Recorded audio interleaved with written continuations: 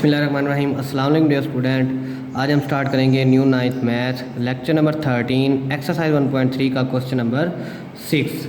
Question number 6 में है the sum of the age of the father and son is 72 year. जो भी statement वाले होते हैं पहले तो उनकी ये वर्डिंग समझ लिया करें ताकि करने के लिए आसानी हो जाए। वर्डिंग सिर्फ समझना मुश्किल होती है, बाकी तमाम के तमाम काम बड़े आसान होते हैं। The sum of the ages of the father and son कहता है कि एक वालिद और एक उसका बेटा, अगर आप उनकी एजेस को क्या कर लें, सम यानी कि प्लस कर दें, बाप की और बेटे की उम्र को क्या कर लें, उम्रों को क्या कर लें, प्लस कर दें, तो जवाब क्या आता है 72 ईयर। फिर 6 ईयर्स अगो, 6 ईयर्स अगो यानी कि 6 साल पहले, 6 साल बाद नहीं, 6 साल पहले, 6 साल पहले। अगर आप किसी की एज में 6 साल पहले जाना चाहते हैं, फॉर एग्ज़ाम्पल हम कहते हैं कि एक लड़का है, उसकी एज है 18 साल, तो 6 साल पहले उसकी एज क्या होगी? ऑब्वियस सी बात है कि 12 होगी। वो किस तरह निकाली? हमने 18 उसकी जो प्रेजेंट एज है उसमें से 6 साल को माइनस कर दिया, पीछे जाने के लिए 6 साल को क्या कर दिया, माइनस कर दिया, तो हम क्या पहुंच गए, 12 सालों पर पहुंच गए। इसी तरह किसी की भी एज में अगर आप पीछे जाना चाहते हैं 6 साल, तो उसकी टोटल एज में से जो प्रेजेंट चल रही है उसमें से 6 क्या कर दें, माइनस कर दें। 6 साल पहले द फादर एज वाज, जो बाप की एज थी वो थी 2 टाइम द एज ऑफ सन, बेटे की जो भी एज बनती थी 6 साल पहले, बाप की एज बेटे की जो भी एज 6 साल पहले बनती थी उसकी क्या थी, दुगनी थी। What was the son age 6 years ago, और आप बताएं कि बेटे की 6 साल पहले एज क्या थी। अब प्रेजेंट एज नहीं बतानी, हमने क्या बतानी है, 6 साल पहले उसकी एज क्या थी। सोल्यूशन करेंगे इसका। सोल्यूशन में क्या कर लेंगे, लेट कर लेंगे कि लेट कर लें फादर एज किसके बराबर है, फादर एज लेट कर लें एक्स के बराबर है। तो सन एज कितनी आ जाएगी, सन एज आ जाएगी 72 माइनस एक्स। क्यों? देखें, दोनों की एज को मिलाकर क्या बना, 72। मैं जिस तरह कहूँ कि मेरे पास ये 2 पॉइंटर हैं और दोनों पॉइंटरों की जो कीमत है वो टोटल मिलकर बनी है 90 रुपये, और मैं कहूँ कि इसकी जो कीमत है वो है 40, तो इसकी कितनी होगी? तो एक की मालूम हो और दूसरे की निकालनी हो, जब टोटल हमारे पास मौजूद हो तो हम क्या करते होते हैं, जिसकी मालूम है उसको माइनस कर दें टोटल में से। टोटल में से अगर हम माइनस कर दें जिस भी चीज़ की हमें वो वैल्यूज़ मालूम है तो दूसरे की निकल आ सकती है। इस तरह अगर हमें पता है कि लेट कर लिया हमने, फादर की एज क्या थी, एक्स, तो बेटे की एज क्या होगी, टोटल में से बाप की एज निकाल दे, तो जो बकाया बचेगी वो किसकी बचेगी, बेटे की। जो बकाया बचेगी वो किसकी बचेगी, बेटे की। टोटल एज थी 72, सम करके दोनों की एज को, फादर की एज को अगर आपने लेट कर लिया है एक्स, तो बेटे की एज क्या होगी, टोटल में से बाप की एज निकाल दे, तो जो भी बचेगी वो बेटे की एज होगी। फिर उसके बाद आफ्टर 6 ईयर्स या 6 ईयर्स अगो, आफ्टर 6 ईयर्स अगो, 6 ईयर्स अगो, 6 साल पहले, 6 साल पहले, तो क्या होगा, बाप की एज में से भी 6 साल माइनस हो जाएंगे और बेटे की एज में से भी 6 साल माइनस हो जाएंगे। तो अब जो बाप की एज बनी है वो बनी है एक्स, यानी कि जो भी उसकी एज थी उसमें से 6 साल क्या कर दें, माइनस कर दें। इस तरह बेटे की एज क्या बन जाएगी, सन एज, सन एज बन जाएगी 72 माइनस एक्स माइनस 6। 72 में से 6 गए, क्योंकि ये लाइक टर्म है, इनको सिंप्लीफाई कर लें, 72 में से 6 गए, कितने बचते हैं, 66, तो ये बन जाएगा 66 माइनस एक्स। ये आ गया हमारे पास सन एज 6 साल पहले बाय गिवन कंडीशन। अब गिवन कंडीशन क्या कहती है, गिवन कंडीशन में है कि जो बाप की एज थी, जो बाप की एज थी वो 6 साल पहले बेटे की एज का क्या थी, दुगना, यानी कि बेटे की एज का क्या कर लें, दुगना कर दें, तो वो क्या बन जाती है, बाप की एज बन जाती है जो 6 साल पहले थी। 6 साल पहले बाप की एज क्या है, एक्स माइनस 6, और 6 साल पहले बेटे की एज क्या थी, 66 माइनस एक्स। तो अगर ये वाली एज बाप की एज बराबर होगी 66 माइनस एक्स का अगर कर लें दुगना, तो ये दोनों एज आपस में क्या हो जाएंगी, बराबर। फिर क्या करेंगे, क्योंकि बाय गिवन कंडीशन के मुताबिक उन्होंने कहा कि जो बाप की एज थी 6 साल पहले, बाप की एज हमने किसके बराबर निकाली थी, x माइनस 6 के। जो बाप की एज बनती थी 6 साल पहले और जो बेटे की एज बनती थी 6 साल पहले, वो किस तरह है कि बाप की एज 6 साल पहले बेटे की एज की 6 साल पहले क्या थी, दुगना थी। क्या लगा देंगे, दुगने के लिए क्या लगा देंगे, 2। ट्वाइस कैसे कहते हैं, दुगने को, तो यहाँ पर क्या लगा देंगे, 2। x minus 6 is equal to, multiplication कर दें, 266 2 दा 132, 2x 2x, x वाले इकट्ठे कर लें, ये माइनस का 2 उधर जाकर क्या हो जाएगा, प्लस का, और ये माइनस का 6 उधर जाकर क्या हो जाएगा, प्लस का। यहाँ पर आ जाएगा 3 6 132 और 6 138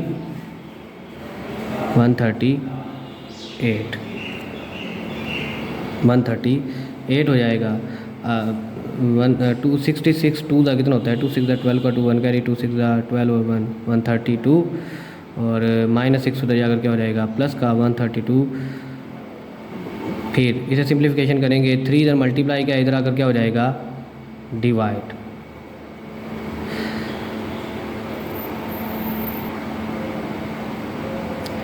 थ्री इधर आकर क्या हो जाएगा, डिवाइड 138 डिवाइडेड बाय 3, तो x बराबर आएगा, काट देंगे, 3 1 दा 3 3 2 दा 6 3 3 दा 9 और 3 4 दा 12, 1 बचा, 1 जब इसके साथ लगेगा तो क्या हो जाएगा, 18 3 6 दा 18, यहाँ पर आ जाएगा 46 year, x is equal to 46 years. हमने क्या निकालना है, सन एज निकालनी है 6 years ago, son age 6 years ago कितनी थी, वो थी 66 माइनस एक्स, तो 66 एक्स किसके बराबर निकला है, 46 के, 66 माइनस 46 कितना होता है, 20 ईयर्स।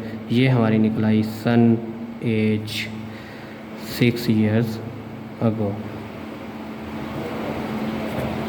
यही हमारा क्या था, रिक्वायर्ड आंसर था। हमने निकालना था कि बेटे की 6 साल पहले एज क्या बनती थी, अगर 6 साल पहले बाप की एज बेटे की एज की क्या थी, दुगनी थी। आई होप सो कि आप लोगों को ये क्वेश्चन अच्छे तरीके से समझ आया होगा। इसका दूसरा मेथड भी है, अगर आप 2 वेरिएबल में लेके जाना चाहते हैं, सन की एज को लेट कर लें एक वेरिएबल x के बराबर, बेटे की बाप की एज को लेट कर लें दूसरे वेरिएबल y के बराबर, तो उसके मुताबिक भी आप सोल्व कर सकते हैं। ये मुझे आसान मेथड लगा तो मैंने यही कैरी किया। अब हमारा क्वेश्चन नंबर 7 है। क्वेश्चन नंबर 7 में कहता है कि Mirha boat a toy for rupees 1500 and sold for rupees 1520, what was her profit percentage. आप लोगों को अगर याद हो प्रॉफिट और लॉस के बारे में, जहां अगर सेलिंग प्राइस बढ़ जाए कॉस्ट प्राइस से तो हमेशा क्या होता है, प्रॉफिट। जब सेलिंग प्राइस कॉस्ट प्राइस से बढ़ जाए तो हमेशा क्या होता है, प्रॉफिट। और अगर सेलिंग प्राइस कॉस्ट प्राइस से कम हो जाए तो हमेशा क्या होता है, लॉस। क्यों? क्योंकि अगर हमने ज़्यादा की ख़रीद ली और थोड़े की बेच दी, ज़्यादा की ख़रीद ली और थोड़े की बेच दी तो हमेशा क्या होगा, लॉस। और अगर ज़्यादा की बेच दी और थोड़े की ख़रीदी दी तो हमेशा क्या होगा, प्रॉफिट होगा। देखें उसने ख़रीदी कितने की, 1500, और सेल कितने की कर दी, 1520 रुपीज़ की। थोड़े की ख़रीदी और ज़्यादा की बेच दी तो उसको क्या हुआ होगा, प्रॉफिट हुआ होगा। और इसी तरह हमने उसकी प्रॉफिट परसेंटेज निकालनी है, तो यहाँ पर लिख देंगे कॉस्ट प्राइस। कॉस्ट प्राइस यानी कि जो उसकी ख़रीदने में लागत आई, जिसे आप C.P कहते हैं, वो कितना है, 1500 रुपीज़। और उसके बाद सेलिंग प्राइस। सेलिंग प्राइस क्या होती है, जितने का उसने उसे बेचा। सेलिंग प्राइस को आप लिखते हैं S.P, वो है 1520 रुपीज़। कॉस्ट प्राइस भी आ गई, सेलिंग प्राइस भी आ गई, तो हमने क्या निकालना है, प्रॉफिट। तो प्रॉफिट का क्या फार्मूला होता है, प्रॉफिट का फार्मूला होता है selling price minus cost price. Selling price minus cost price तो कितना होता है, 1520 माइनस 1500। 1520 माइनस 1500 कितना आएगा, 20 रुपीज़। ये हमारा क्या आ गया, प्रॉफिट आ गया। अब लेकिन हमने क्या निकालना है, प्रॉफिट परसेंटेज। तो प्रॉफिट परसेंटेज का फार्मूला क्या होगा, प्रॉफिट परसेंटेज का फार्मूला होता है हमारे पास profit over cost price multiply by 100। Profit कितना था 20, कॉस्ट प्राइस कितनी है 1500, मल्टीप्लाई किससे कर देंगे 100 से, 0 से 2 0 से 2 0 कैंसिल, 20 बनता 20 या और काट दें ये कितना आएगा 5 3 दा 15, 5 4 दा 50, 4/3%। और 4/3 को अगर आप डिवाइड कर दें 4 डिवाइडेड बाय 3 तो कितना निकल आता है, अगर हम 4 और 3 को डिवाइड कर दें 4 डिवाइडेड बाय 3 तो आता है 1.3333% अप टू सो ऑन 1.33%, जिसे आप राउंड ऑफ करके लिख सकते हैं 1.34%। ये हमारा क्या आ जाएगा प्रॉफिट परसेंटेज आ जाएगा। ये था question number 7। I hope so कि आप लोगों को ये क्वेश्चन नंबर 7 समझ आया होगा। इसके बाद हम चलेंगे क्वेश्चन नंबर 8 की तरफ। क्वेश्चन नंबर 8 है the annual income of Tayyab is ₹9,60,000 while the exempted amount is ₹1,30,000। How much tax would he have to pay at the rate of 0.75%। उसने कहा कि तैयब की जो सालाना इनकम है ना वो है 9,60,000 रुपये। उनमें से कुछ ऐसी अमाउंट है जिस पर टैक्स नहीं लगता और वो अमाउंट क्या है 1,30,000 रुपये जिस पर कोई टैक्स नहीं है। आप बताएं बाकी जो उसके पास बच गए उस पर अगर रेट टैक्स का जो रेट है वो है 0.75%, तो उसे कितना टैक्स देना पड़ेगा। पहले तो ये निकालें कि टोटल में से जिस पर नहीं लगता वो निकाल दें और जो हमारी बकाया बचती है जिस पर टैक्स लग सकता है वो निकाल लेंगे। तो लिखेंगे यहाँ पर कि एनुअल सोल्यूशन लिखेंगे, सोल्यूशन के बाद annual income of Tayyab. Annual income of Tayyab कितनी है हमारे पास 9,60,000 रुपये।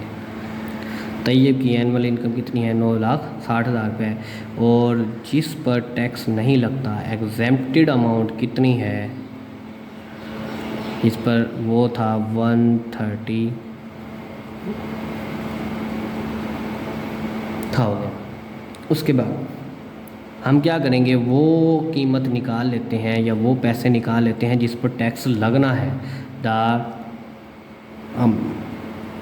टैक्स अमाउंट क्या करेंगे टोटल में से जिस पर नहीं लगता उसको क्या कर देंगे माइनस। तो 9,60,000 में से 1,30,000 गए, बाकी कितने बचेंगे 60 में से 30 गए 30 और 9 में से 1 गया 8,30,000। 8,30,000 हमारे पास क्या होगा, ये वो अमाउंट होगी जिस पर टैक्स लग सकता है। 9,60,000 में से 1,30,000 गया, बाकी कितने बचेंगे 8,30,000।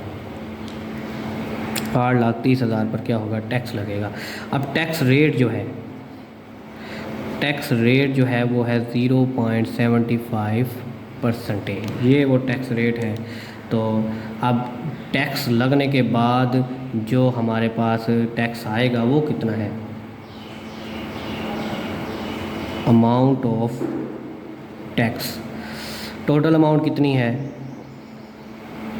8,30,000 और जो टैक्स रेट है उन दोनों को क्या कर देंगे मल्टीप्लाई 0.75%।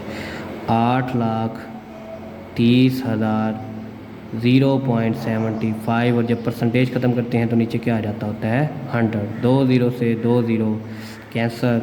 8,83,000 को जब 0.75 से मल्टीप्लाई करेंगे तो हमारा क्या आ जाएगा रिक्वायर्ड आंसर आ जाएगा 8,300 को मल्टीप्लाई कर देंगे किससे 0.75 से, तो 6,225 रुपीज़। ये है वो टैक्स जो उसको देना पड़ेगा अगर उसकी एनुअल इनकम 9,60,000 रुपये है और उनमें से एग्जेम्प्टेड अमाउंट 1,30,000 रुपये है, तो जो रिमेनिंग अमाउंट निकलेगी, रिमेनिंग अमाउंट क्या निकलेगी हमारी, रिमेनिंग अमाउंट निकलेगी 8,30,000 रुपये। और जो टैक्स रेट है वो 0.75% हो, तो जो हमारा टैक्स की अमाउंट निकलेगी वो निकलेगी 6,225 रुपये, 6,225 रुपीज़। आई होप तो कि आप लोगों को क्वेश्चन नंबर 8 अच्छे तरीके से समझ आया होगा। अब हम करेंगे इसी एक्सरसाइज 1.3 का क्वेश्चन नंबर 9। क्वेश्चन नंबर 9 भी बहुत ही आसान है और इस एक्सरसाइज का आखिरी क्वेश्चन है। इसके बाद ये हमारी एक्सरसाइज 1.3 ख़त्म हो जाएगी और फिर हम इसकी रिव्यू एक्सरसाइज करेंगे क्वेश्चन नंबर 9। क्वेश्चन नंबर 9 है, find the compound markup on ₹3,75,000 for 1 year eight the rate of 14% compound annually. इनको दो तरीके से सॉल्व करेंगे। एक तरीका बहुत ही आसान है और एक मेथड वो है जो माना जाता है कि इसको सॉल्व करने के लिए असल मेथड वही है।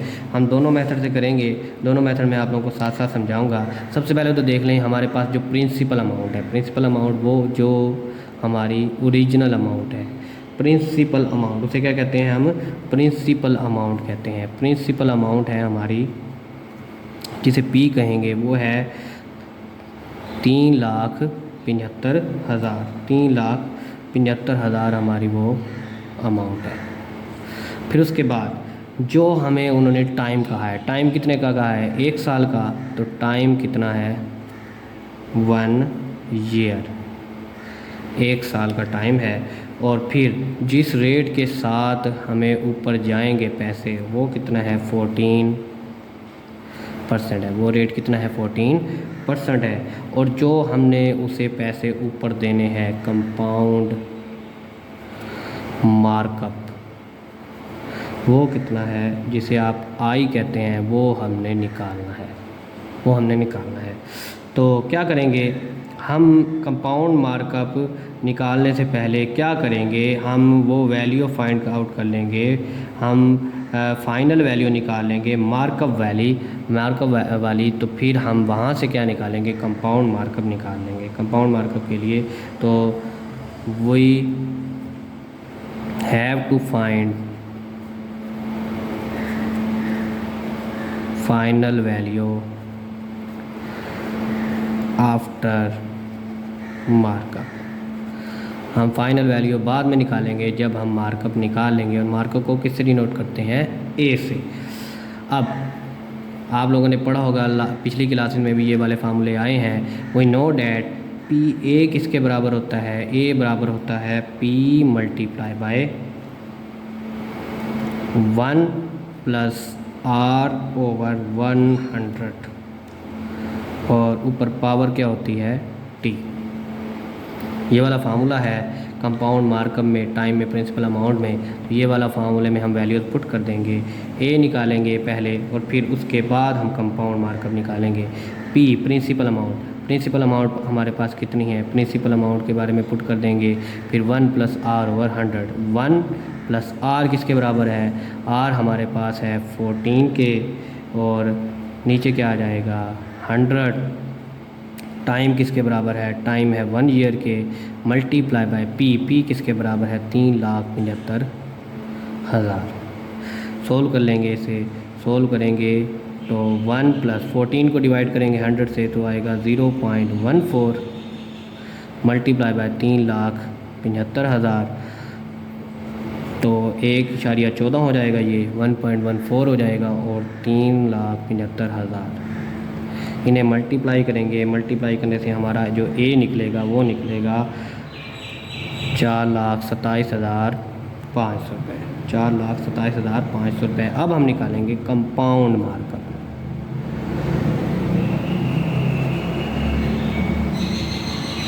कंपाउंड मार्कअप क्या होता है कि टोटल में से प्रिंसिपल अमाउंट को माइनस कर दें। ये कितनी है 4,27,500 और इसमें से क्या कर देंगे, प्रिंसिपल अमाउंट माइनस कर देंगे। प्रिंसिपल अमाउंट है 3,75,000 रुपये। ये वो अमाउंट है जो हमें पे करनी पड़ेगी और ये वो अमाउंट थी जितने की वो चीज़ आती थी। जिस तरह हम किस्तों पर कोई चीज़ लेते हैं वो ओरिजिनल कीमत की कुछ और होती हैं, लेकिन क्योंकि हमने साल बाद उन्हें पैसे देने होते हैं तो कुछ पैसे ऊपर देने होते हैं। तो ये वो पैसे हैं जो ऊपर देने हैं, और कितने पैसे हैं वो हम निकाल रहे हैं। 4,27,500 में से जब 3,75,000 माइनस कर देंगे तो बाकी बचेगा 52,500 रुपये। ये वो अमाउंट है जो हमें ऊपर देनी पड़ेगी। तो यही था हमारा compound markup. So the compound markup is So the compound markup is 5 to 500 rupees. ये था वो मेथड जिसे आप ओरिजिनल मेथड कह सकते हैं बाय यूजिंग फार्मूला से। और एक और मेथड है वो भी मैं साथ ही कर देता हूँ। वो सेकंड मेथड बहुत ही आसान है, आपने सिर्फ और सिर्फ मल्टीप्लिकेशन करनी है और हमारा आंसर आ जाएगा। वो मल्टीप्लिकेशन क्या है, कंपाउंड मार्कअप को फाइंड आउट करने के लिए आप क्या करेंगे, जो प्रिंसिपल अमाउंट है, क्योंकि अगर साल 1 ईयर है तो कोई मसला नहीं, हम 1 ईयर लिखें ना लिखें क्योंकि पावर होती है, लिखें ना लिखें हमारी मर्ज़ी है। पी को मल्टीप्लाई कर देंगे किससे, रेट से। तो सी बराबर आ जाएगा 3,75,000 मल्टीप्लाई बाई रेट कितना है 14%। तो सी बराबर आ जाएगा 3,75,000। परसेंटेज ख़त्म करेंगे तो नीचे क्या आ जाएगा 100, 2 ज़ीरो से 2 ज़ीरो ख़त्म। 3,75,000 को 14 से मल्टीप्लाई कर दें तो 375 को जब आप सॉरी यहाँ पर एक और ज़ीरो आएगा, 2 ज़ीरो से 2 ज़ीरो कट गए। 3750 को जब आप 14 के साथ मल्टीप्लाई करेंगे तो आएगा 52,500 रुपये। ये हमारी कंपाउंड मार्कअप निकालने का, जिसे आप आई भी कहते हैं, कंपाउंड मार्कअप निकालने का आसान सा मेथड है। आप मेरे लिहाज से तो यही वाला कैरी करेंगे क्योंकि ये ओरिजिनल मेथड है, ओरिजिनल फार्मूलाज यहाँ पर यूज़ होते हैं। और अगर अदरवाइज़ आप ये भी फार्मूला यूज़ कर लेंगे, इस मेथड से भी करेंगे तो आपके नंबर कटने की ज़्यादा गुंजाइश नहीं है। इंशाल्लाह आप लोगों को पूरे मार्क्स ही मिलेंगे। क्या करेंगे, प्रिंसिपल को रेट के साथ मल्टीप्लाई कर देंगे, परसेंटेज ख़त्म करेंगे तो नीचे क्या आ जाएगा 100, 2 ज़ीरो से 2 ज़ीरो कट जाएगा। 3750 को जब 14 के साथ मल्टीप्लाई करेंगे तो कितना आएगा 52,500। 3,750 को जब 14 से मल्टीप्लाई करेंगे तो कितना आएगा 52,500 रुपीज़। आई होप सो कि आप लोगों को question number 9, question number 8, question number 7 और क्वेश्चन नंबर 6 अच्छे तरीके से समझ आया होगा। इंशाल्लाह मिलेंगे अगले लेक्चर में रिव्यू एक्सरसाइज के साथ और रिव्यू एक्सरसाइज की MCQs के साथ। तब तक के लिए अल्लाह हाफिज़।